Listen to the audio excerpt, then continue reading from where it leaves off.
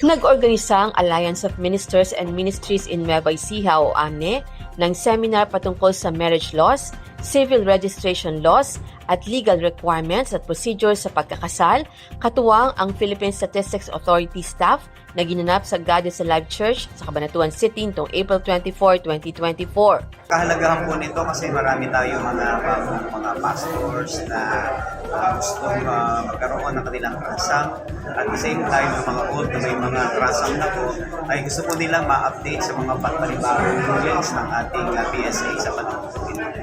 So, malaking tulong po ito para po sa kanila, lalo na ho sa mga legal documents na kanila po kakailanganin sa kanilang patak ng mga witness. Umabot sa mahigit 100 ang dumalo sa seminar na kinabibilangan ng mga pastor, bishop at church worker. Nabigyan ng karagdagang kaalaman hindi lamang ang mga solemnizing officer o ang mga nagkakasal, kundi maging ang mga lingkod ng Diyos na ngayon pa lamang kukuha ng Certificate of Registration of Authority to Solemnize Marriage o CRASAM.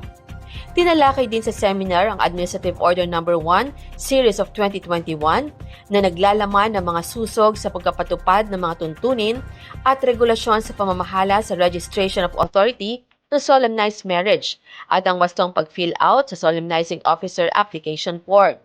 Nagsilbing resource persons mula sa PSA, sina Hilario de los Santos, Ria Salvador at Shemarine Fernandez. Pagkatapos magsalita ng tatlong resource persons, binigyan ng pagkakataong makapagtanong sa kanila ang mga pastor at bishop. Ayon sa mga dumalo sa kalahating araw na seminar, malaking bagay para sa kanila ang mga natutuhan at sila'y nagpapasalamat sa inisyatibong ginawa ng AMNE para magkaroon ito ng katuparan. Kasama si Candy Gonzalez, Menchi Machas nag-uulat para sa DWN Teleradyo, ang inyong kakampi.